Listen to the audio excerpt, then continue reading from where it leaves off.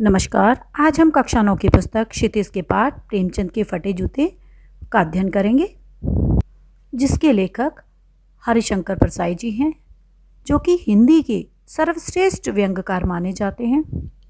प्रेमचंद के फटे जूते पाठ में हरिशंकर परसाई जी ने प्रेमचंद को लक्ष्य करके एक व्यंग्य लेख लिखा है, जिसमें प्रेमचंद के व्यक्तित्व की सादगी एवं उच्च विचार का विवेचन करते हुए वो आज की स्वार्थपरता, अवसरवादिता और दिखावे की प्रवृत्ति पर व्यंग्य करते हैं। इसमें लेखक ने लेखकों की आर्थिक स्थिति पर व्यंग्य किया है कि समाज में व्याप्त कुरीतियों पर ठोकर मारने वाले व्यक्ति की ऐसी दशा, इसी को लेखक ने अपने व्यंग्य का विषय बनाया है। लेखक के सामने प्रेमचंद जी का एक फोटो है, जिसमें प्रेमचंद जी अपनी पत्नी के साथ बैठे हैं और उन्होंने ये फोटो अपनी पत्नी के साथ खिंचवाया हुआ है, जिसमें प्रेमचंद जी ने अपने सिर पर किसी मोटे कपड़े की टोपी, कुर्ता और धोती पहनी हुई है। उनकी कनपट्टी चिपकी हुई है कि बालों में उन्होंने काफ़ी तेल लगाया हुआ है, जिससे कि बाल जो हैं वो चिपके हुए हैं। गालों की हड्डियां उभर आई हैं कि वो कमज़ोर शरीर वाले हैं, पर घनी मूछें चेहरे को हरा भरा बतलाती हैं। पाँवों में कैनवस के जूते हैं, जिनसे बंद बेतरतीब बंधे हैं। लापरवाही से उपयोग करने पर बंद के सिरों पर से लोहे की पतरी निकल जाती है। अब वो प्रेमचंद का रेखा चित्र खींचते हुए बताते हैं कि प्रेमचंद का जीवन, जो उनका व्यक्तित्व था, वो सादगी से भरा था। उसमें किसी प्रकार का कोई दिखावा, कोई आडंबर नहीं था। और फोटो खिंचवाते हुए उन्होंने जो जूते पहने हुए थे वो कैनवस के जूते थे, और उनके भी जो फीते हैं, जो लेसेस होते हैं, वो उनकी पत्रियाँ की लोहे की जो पत्रियाँ लगाई जाती थी उस समय, अब वो प्लास्टिक की लगती हैं, वो भी निकल चुकी थी, जिसके कारण उनके जो लेसेस थे, जो फीते थे, वो सही प्रकार से बंद नहीं हो पा रहे थे। और दाहिने पैर का जूता तो ठीक था, मगर जो बाएं पैर का जूता था उसमें से तो उंगली बाहर निकल रही थी कि जूते भी उनके फटे हुए थे। अब लेखक जब इस चित्र को देख रहे थे तो उनकी दृष्टि पूरे चित्र को देखते हुए कि पहले उन्होंने उनके व्यक्तित्व को, उनके रहन सहन को, इन सब का जायज़ा लिया, और जब वो उस चित्र को देख रहे थे तो उनकी दृष्टि, उनकी नज़रें जो थी वो लेखक के जूते पर टिक गई कि वो प्रेमचंद के जूते की तरफ ही उनकी दृष्टि आकर अटक गई। और वो सोचने लगे कि अगर फ़ोटो खिंचवाने के लिए उनकी ये पोशाक है, कि अगर वो फ़ोटो खिंचवाने आए हैं, कि जब हम कहीं फ़ोटो खिंचवाने जाते हैं तो हम ऐसे वस्त्र पहनते हैं कि अपनी अच्छी वाले वस्त्र, अपनी अच्छी पोशाक पहनकर हम फ़ोटो खिंचवाते हैं, जिससे कि वो हमारा जो फ़ोटो होता है वो काफ़ी समय के लिए, आगे आने वाले समय में भी सभी लोग देखते हैं, तो वो एक यादगार होती है। तो हम उसमें अच्छे सुंदर वस्त्र पहनकर फ़ोटो खिंचवाते हैं। लेकिन प्रेमचंद जी ने साधारण सी वेशभूषा में, कि साधारण सी पोशाक में अपना फ़ोटो खिंचवा लिया है। तो लेखक की सोच में पड़ गया कि अगर उन्होंने फ़ोटो खिंचवाने के लिए ऐसी वस्त्र पहने, ऐसी पोशाक पहनी, तो क्या उनके घर में पहनने की पोशाक कैसी होगी? नहीं, इस आदमी की अलग अलग पोशाकें नहीं होंगी। इनमें पोशाकें बदलने का गुण नहीं है, यह जैसा है वैसा ही फोटो में खिंच जाता है। अब लेखक प्रेमचंद के उन फटे जूतों को देखकर चिंता में पड़ जाता है कि अगर फोटो खिंचवाते समय पोशाक का यह हाल है, तो वास्तविक जीवन में क्या हाल रहा होगा, कि उनकी आर्थिक स्थिति कैसी रही होगी। लेकिन तभी उन्हें विचार आता है कि ऐसा नहीं हो सकता। प्रेमचंद तो अंदर और बाहर की अलग अलग पोशाकें रखने वाले इंसान ही नहीं है, कि वो तो ऐसे व्यक्ति नहीं हैं जो अंदर और बाहर के लिए अलग अलग तरह के वस्त्र रखते हों, कि उनमें दिखावट का गुण तो है ही नहीं। उन्हें लगता है कि उनके अंदर पोशाकें बदलने का गुण नहीं है, अर्थात वो अवसर के अनुसार भिन्न भिन्न रूप धारण नहीं करते थे। वो जैसे थे वैसे ही नजर आया करते थे। उनका जो जीवन था वो सादगी, गरीबी और सहजता से बीता था। तो उन्होंने अंदर बाहर में कभी भी अंतर करना नहीं सीखा था, जिसके कारण वो सरल जीवन जीते थे और जैसे थे वैसे ही दिखाई देते थे। उनकी करनी कथनी में कोई अंतर नहीं था। और वो उस चित्र की तरफ, उस फोटो की तरफ देखते हुए प्रेमचंद से बातें करने लगते हैं कि क्या तुम्हें मालूम है मेरे साहित्यिक पुरखे, कि तुम्हारा जूता फट गया है और उंगली बाहर दिख रही है? क्या तुम्हें इसका जरा भी एहसास नहीं है? जरा लज्जा, संकोच या झेप नहीं है? क्या तुम इतना भी नहीं जानते कि धोती को थोड़ा नीचे खींच लेने से उंगली ढक सकती थी? लेखक प्रेमचंद को अपना साहित्यिक पुरखा मानते हैं, क्योंकि वो साहित्य में उनसे पहले आए थे, उनसे पहले आने के कारण वो उनके पूर्वज है, इसलिए वो उन्हें अपना साहित्यिक पुरखा कहते हैं। लेखक उन्हें देखकर फिर ये अनुमान लगाता है कि शायद उन्हें कोई फ़र्क नहीं पड़ता कि लोग क्या कहेंगे कि उनके जूते फटे हुए हैं, उसमें से उंगली बाहर दिख रही है। उन्हें इस बात की कोई परवाह नहीं है, उसके लिए उन्हें कोई शर्म, कोई संकोच, कोई झेप नहीं है। वो जैसे थे वो वैसा ही दिखाते थे कि उन्हें आडंबर करने की, उन्हें दिखावा करने की कोई आवश्यकता नहीं थी। वो ये जानते थे कि थोड़ा सा धोती नीचे खींच लेने से उंगली ढक सकती है, लेकिन तब भी उन्होंने अपनी उस उंगली को ढकने का, उसे छिपाने का कोई प्रयास नहीं किया। अर्थात वो जैसे अपने वास्तविक जीवन में थे वैसा ही दिखाना पसंद करते थे। वो कोई भी आडंबर, कोई भी दिखावा करना पसंद नहीं करते थे। और इतना होने के बावजूद कि आम इंसान जब फ़ोटो खिंचवाने जाए तो वो शर्म से, लज्जा से ही ग्रसित हो जाता है। उसी झेप में वो फ़ोटो नहीं खिंचवा पाता, लेकिन उन्होंने बिना किसी लज्जा के, संकोच के अपनी उसी स्थिति में अपनी फ़ोटो खिंचवा ली। और तब भी उनके चेहरे पर बेपरवाही, विश्वास वो लेखक को नज़र आता है कि वो तब भी बेपरवाही से बैठे हुए फ़ोटो खिंचवा रहे थे। उन्हें लगता है शायद फ़ोटोग्राफ़र ने जब उन्हें रेडी प्लीज़ कहा होगा तो भी वो परंपरा के अनुसार कि जब हमारा फ़ोटो खिंचता है किसी का भी फ़ोटो, तो फ़ोटो खींचने से पहले जो फ़ोटोग्राफ़र है वो रेडी प्लीज़ कहता है कि तैयार हो जाओ, फ़ोटो खिंच रहा है। और उसके लिए साथ ही हमें अपने चेहरे पर मुस्कान लानी होती है। वैसे ही फ़ोटोग्राफ़र के कहने पर उन्होंने भी अपने चेहरे पर मुस्कान लाने की कोशिश की होगी, कि हंसने की उन्होंने कोशिश की होगी, लेकिन उनके जो दर्द थे वो दर्द के गहरे कुएं के तल में कहीं पड़ी मुस्कान को धीरे धीरे खींचकर ऊपर निकाल रहे होंगे कि बीच में ही क्लिक करके फ़ोटोग्राफ़र ने थैंक यू कह दिया होगा। कि वो कोशिश कर ही रहे थे कि इतनी आर्थिक विषमताओं के बाद, इतनी परेशानियों के बाद वो कोशिश कर रहे होंगे कि थोड़ा सा हंस दें फ़ोटो खिंचवाने के लिए, लेकिन अभी उनकी कोशिश पूरी भी नहीं हुई थी कि उससे पहले ही फ़ोटोग्राफ़र ने फ़ोटो खींच दिया होगा और थैंक यू कह दिया होगा। विचित्र है ये अधूरी मुस्कान। यह मुस्कान नहीं, इसमें उपहास है, व्यंग है। उन्हें लगता है कि प्रेमचंद जी अपने जीवन की परिस्थितियों के कारण बहुत लंबे समय से हंसे नहीं होंगे, तो अब बहुत समय तक उनके चेहरे पर जब मुस्कान नहीं आई होगी तो वो कहीं अंदर नीचे कुएं तक में दब गई होगी। अब उसे वापस लाने में उन्हें थोड़ा समय लगा और तब तक फ़ोटोग्राफ़र ने फ़ोटो खींच दिया। कि हो सकता है वो लेखक हैं तो किसी न किसी अपने पात्र में ऐसा डूब गए होंगे कि उन्हें समाज में जो व्याप्त ये बुराइयां हैं जिनके विषय में वो लिखा करते थे कि उसके बारे में ही वो सोच रहे होंगे, और इसलिए उनके चेहरे पर मुस्कान नहीं आ पाई। आगे वो कहते हैं, यह कैसा आदमी है जो खुद तो फटे जूते पहने फ़ोटो खिंचा रहा है पर किसी पर हंस भी रहा है। फ़ोटो ही खिंचाना था तो ठीक जूते पहन लेते या ना खिंचाते। फ़ोटो ना खिंचाने से क्या बिगड़ता था? शायद पत्नी का आग्रह रहा हो और तुम अच्छा चल भाई कहकर बैठ गए होगे। मगर ये कितनी बड़ी ट्रेजेडी है कि आदमी के पास फ़ोटो खिंचाने को भी जूता ना हो। मैं तुम्हारी यह फ़ोटो देखते देखते तुम्हारे कलेश को अपने भीतर महसूस करके जैसे रो पड़ना चाहता हूँ, मगर तुम्हारी आंखों का यह तीखा दर्द भरा व्यंग मुझे एकदम रोक देता है। अब फ़ोटो में प्रेमचंद की जो व्यंग्यपूर्ण हंसी है उसे देखकर लेखक सोचता है कि इससे अच्छा तो ये होता कि प्रेमचंद जी फ़ोटो नहीं खिंचवाते, वो फ़ोटो खिंचवाने से मना कर देते। फिर उन्हें लगता है कि शायद इनकी पत्नी ने इनसे आग्रह किया होगा, कि इनसे जिद की होगी, और उस जिद को पूरा करने के लिए, कि उनके आग्रह को पूरा करने के लिए ये आ गए होंगे कि चलो फ़ोटो ही तो खिंचवानी है, कोई बात नहीं खिंचवा लेता हूँ। तो ये सोचकर फ़ोटो खिंचवाने आ गए होंगे। फिर वो महसूस करते हैं कि शायद ये कितनी बड़ी ट्रेजेडी है, कि कितने दुख की बात है। उन्हें लगता है इतनी उच्च कोटि के साहित्यकार की ऐसी दुर्दशा, कि ऐसी दशा, उसकी आर्थिक स्थिति इतनी खराब कि उन पर फ़ोटो खिंचवाने के लिए एक जोड़ी जूते भी नहीं है। तो वो उनके दुख को देखकर वो उस दुख को अपने अंदर भी महसूस करने लगते हैं और वो रोना चाहते हैं। मगर फिर प्रेमचंद जी की फ़ोटो में जो उनकी आँखों में व्यंग है, उस व्यंग को समझकर, उसे देखकर वो एकदम से चुप हो जाते हैं।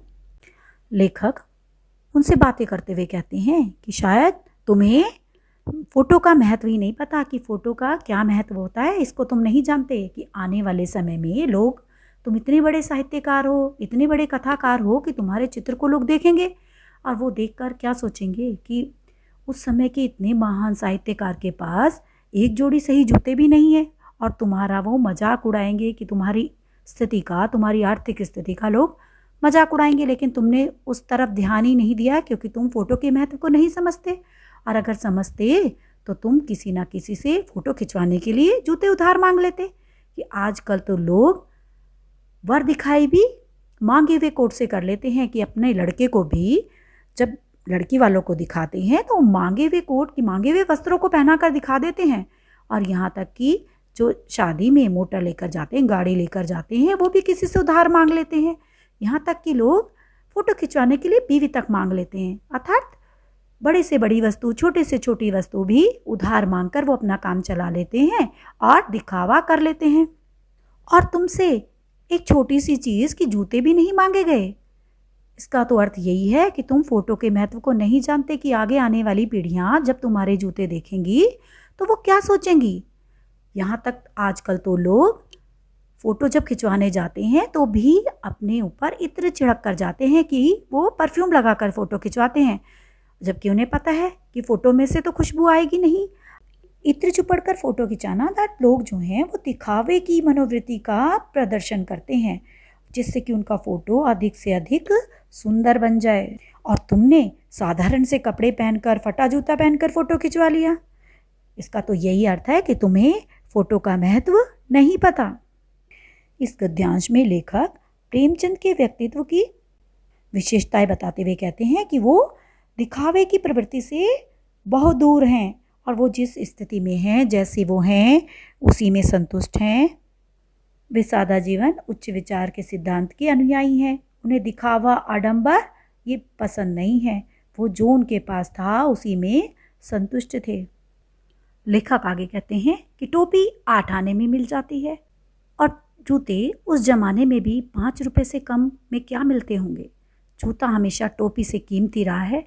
अब तो जूते की कीमत और बढ़ गई है और एक जूते पर 2500 टोपियाँ न्योछावर होती हैं। वो कहते हैं कि उस समय में, तुम्हारे समय में टोपी 8 आने में मिल जाती थी, अर्थात 50 पैसे में मिल जाती थी, और जूते 5 रुपए में। कि इतने में तो कम से कम मिलते ही होंगे, क्योंकि हमेशा जो है जूता यानी शक्ति, जूता शक्ति का प्रतीक है यहाँ, और टोपी प्रतिष्ठा की। कि हमेशा जो है जूता शक्ति जो है वो प्रतिष्ठा से, मान सम्मान से हमेशा कीमती रही है। और तुमने हमेशा अपनी प्रतिष्ठा को, अपने मान सम्मान को सर्वोपरि रखा है और इसलिए शायद तुम्हारी ऐसी आर्थिक स्थिति रही है कि आज के समय में तो एक जूते पे अर्थात शक्तिशाली व्यक्ति के चरणों में अनेक लोग झुक जाते हैं। कि 25 टोपियों का अर्थ है कि अनेक लोग अपना मान सम्मान, अपना ज्ञान दांव पर लगा देते हैं और उनकी शक्ति के सामने झुक जाते हैं। और लगता है कि तुम्हें उनके मूल्य में जो अंतर था, जो आनुपातिक मूल्य था उनका, उसके अंतर का एहसास नहीं था, कि तुम्हें उसका ज्ञान नहीं था। और मुझे आज तक कभी तुम्हारी जो है ये दशा इतनी कभी नहीं, तुम्हारी विडंबना मुझे चुभी जितनी आज चुभ रही है, कि जितना मुझे आज ये दुख दे रही है जब मैंने इस चित्र में तुम्हारा फटा हुआ जूता देख लिया है। कि इतने तुम महान कलाकार थे, महान कथाकार, उपन्यास के सम्राट कहे जाते हो, युग प्रवर्तक कहे जाते हो, और जाने और तुम्हें क्या कौन कौन सी उपाधियाँ मिली हुई हैं। और इतने सम्मान के बाद भी फोटो में तुम्हारा फटा हुआ जूता पहनना मुझे बहुत दुखी कर देता है। आगे लेखक बताते हैं कि मेरा जूता भी कोई ज़्यादा अच्छा नहीं है, कि मेरे जूते की स्थिति भी तुम्हारे जूते से ज़्यादा अच्छी नहीं है। अर्थात जैसी तुम्हारी आर्थिक स्थिति थी उसी के बराबर, उसी की जैसी मेरी भी स्थिति है। लेकिन मेरा जूता ऊपर से अच्छा दिखता है। कि तुम्हारा जूता ऊपर से ही फटा हुआ था और उंगली उसमें से बाहर दिख रही थी, लेकिन मेरा जूता ऊपर से बिल्कुल अच्छा दिखता है, लेकिन उसका तला घिस गया है, और जिसके कारण जब मैं चलता हूँ तो अंगूठा जमीन पर घिसटता है। और अंतर सिर्फ इतना है कि तुम्हारी सिर्फ उंगली दिखती थी, लेकिन तुम्हारे पाँव, तुम्हारे जो पैर थे जूते के अंदर वो सुरक्षित थे, और मेरी जो पैरों की उंगलियां हैं वो ढकी तो हुई हैं कि ऊपर से देखने में सब कुछ बिल्कुल ठीक लगता है, लेकिन पंजा नीचे से घिस रहा है, कि वो धीरे धीरे चलते हुए जख्मी होकर घिस रहा है, कि उसमें चोट लग रही है। अर्थात तुम तो पर्दे का महत्व ही नहीं जानते थे और हम पर्दे पर कुर्बान हो रहे हैं। कि मुझे ये बिल्कुल नहीं पसंद कि मेरी आर्थिक स्थिति लोगों के सामने आए या लोग इस बात को जाने कि मेरी आर्थिक स्थिति अच्छी नहीं है। मैं उन्हें ये अपनी व्यक्तिगत जीवन के बारे में कुछ नहीं बताना चाहता। लेकिन तुमने तो इस पर्दे का महत्व दिया ही नहीं, तुमने इस पर्दे को कभी महत्व नहीं दिया। अर्थात तुमने अपने जीवन को कभी भी किसी से छिपा कर नहीं रखा। जैसी तुम्हारी आर्थिक स्थिति थी, तुमने वो सभी के सामने प्रकट कर दी। यहाँ लेखक जो लोगों की छिपाने की प्रवृत्ति है उस पर व्यंग कसते हैं कि वो अपनी बुराइयों को, अपनी कमियों को छिपा कर रखते हैं। वो नहीं चाहते कि वो किसी के सामने उनकी वो कमियां प्रकट हो जाएं। वो अपना ऊपरी रूप ही दिखाते हैं, जबकि प्रेमचंद का जो स्वभाव था उसके विपरीत था। वो जैसे बाहर थे वैसे ही भीतर से भी थे, कि वो अंदर और बाहर दोनों में एक समान थे। वो अपनी कमियों को छिपाना पसंद नहीं करते थे। आगे लेखक कहते हैं कि तुमने तो फटा हुआ जूता पहनकर भी बड़े ठाट से कि बड़े सम्मान के साथ अपना फ़ोटो खिंचवा लिया, लेकिन मैं ऐसे नहीं कर सकता। अगर मुझे कभी इस तरह फ़ोटो खिंचवाने के लिए कहा जाए या कभी ऐसी आवश्यकता पड़े कि मुझे फ़ोटो खिंचवाना है, तो मैं ऐसा फ़ोटो कभी भी नहीं छपवाऊँ, चाहे उसके लिए मेरी जीवनी होती है, जो जीवन का वृत्तांत लिखा जाता है, कि वो कोई बिना फ़ोटो के ही छाप दे कि उस पर मेरा फ़ोटो लगे या ना लगे। लेकिन अगर मेरे पास पहनने के लिए सही वस्त्र नहीं है तो मैं उस फोटो को नहीं खिंचवाऊंगा। अब लेखक की आर्थिक स्थिति अच्छी नहीं है, लेकिन वो फिर भी किसी भी परिस्थिति में ऐसा नहीं चाहता कि उसका जो व्यक्तिगत जीवन है या उसकी आर्थिक जो विपन्नता है वो किसी के सामने प्रकट हो जाए। अब वो आगे चित्र को देखकर कहता है कि तुम्हारी जो ये व्यंग भरी मुस्कान है मेरे हौसले पस्त कर देती है। क्या मतलब है इसका? कौन सी मुस्कान है ये? क्या होरी का गोदान हो गया? क्या पूस की रात में नील गाय हल्कू का खेत चर गईं? क्या सुजान भगत का लड़का मर गया क्योंकि डॉक्टर क्लब छोड़कर नहीं आ सकते? नहीं, मुझे लगता है माधो औरत के कफन के चंदे की शराब पी गया। वही मुस्कान मालूम होती है। लेखक को लगता है कि जो प्रेमचंद के चेहरे पर ये व्यंग भरी मुस्कान है वो शायद इसलिए है कि वो अपने विचारों में खोए हुए हैं, और जो उनके ये पात्र हैं, उनके उपन्यास के, उनकी कथाओं के, उनके बारे में या समाज के ऐसे ही किसी पात्र के बारे में सोचकर उनके चेहरे पर ये व्यंग से भरी हुई मुस्कान आ गई है। लेखक फिर देखते हैं कि कैसे फट गया भाई तुम्हारा जूता। मैं देखता हूँ मेरी जनता के लेखक प्रेमचंद को इसलिए कहा गया है कि वो साधारण जनसामान्य के ऊपर ही लिखा करते थे। उनके दुख दर्द, शोषित वर्ग, इन सब के बारे में ही उन्होंने लिखा है कि उन्होंने अपनी कथा के, अपनी कहानियों के, अपने उपन्यास के पात्र जनता में से ही बनाए हैं। और मुझे लगता है कि तुम्हारा जो ये जूता है ये ऐसे साधारण चलने से नहीं फटा होगा, कि जब हम प्रतिदिन चलते हैं उससे ये तुम्हारा जूता नहीं फटा होगा। कि क्या बनिए के तगादे से बचने के लिए मील 2 मील का चक्कर लगाकर घर लौटते रहे? कि क्या कि भाई तुमने कोई उधार लिया था, उससे बचने के लिए तुम, कि भाई वो कभी अपना उधार वापस मांगने ना आ जाए, तो इसलिए तुम घर जो है देर से आते थे, इधर उधर घूमते रहते थे। पर चक्कर लगाने से भी जूता नहीं फटता। वो खुद ही बताते हैं कि नहीं, इस तरह चक्कर लगाने से, घूमने से इतनी आसानी से जूता नहीं फटता, वो घिसता नहीं है ऐसे, कि जूता ऐसे फटता नहीं है, वो घिस जरूर जाता है। फिर वो बताते हैं कि कुंभन दास का जूता भी फतेहपुर सीकरी आने जाने में घिस गया था, उसे बड़ा पछतावा हुआ था। कुंभन दास जी श्री कृष्ण के भक्त थे और एक बार उन्हें बादशाह अकबर ने फतेहपुर सीकरी बुलाया था। अब वहाँ आने जाने में ही उनके जूते घिस गए तो उन्हें बड़ा पछतावा हो। तो उन्होंने कहा, आवत जात पन्हैया घिस गई, बिसर गयो हरिनाम। कि आने जाने में जूते तो घिस गए, लेकिन मैं इस चक्कर में हरि का यानी श्री कृष्ण का नाम जपना ही, उनकी भक्ति करना ही भूल गया। तो आगे कहते हैं, तो इसी तरह से भाई तुम्हारा जूता, ये मैं मान सकता हूँ, इतना चलने से घिस सकता है, फटता नहीं। फिर कैसे फटा तुम्हारा जूता? फिर वो खुद ही आप जवाब देते हैं कि ऐसा लगता है कि तुम किसी सख्त चीज़ को ठोकर मारते रहे हो। कोई चीज़ जो परत दर परत सदियों से जम गई है, उसे शायद तुमने ठोकर मार मार कर अपना जूता फाड़ लिया। कोई टीला जो रास्ते पर खड़ा हो गया था, उस पर तुमने अपना जूता आजमाया। कि तुम्हारा जूता ऐसे नहीं फटा होगा, तुमने किसी सख्त चीज़ पर उससे प्रहार किया होगा। कि तुमने जो समाज में जो बुराइयां हैं, कुरीतियां हैं, उनके विरुद्ध तुमने समझौता नहीं किया होगा, उन्हें दूर करने का प्रयास किया होगा, उन बाधाओं से संघर्ष किया गया होगा। जिन्हें इतनी आसानी से रास्ते से नहीं हटाया जा सकता था, तो तुमने उन्हें हटाने का जब प्रयास किया होगा तो उससे तुम्हारा जूता फट गया होगा कि तुम उन परिस्थितियों से बचकर भी निकल सकते थे। वो आवश्यकता नहीं है कि सभी नदियां पहाड़ थोड़ी ही फोड़ती हैं, कि ये जरूरी नहीं होता कि सभी नदियां पहाड़ों को काट कर निकले।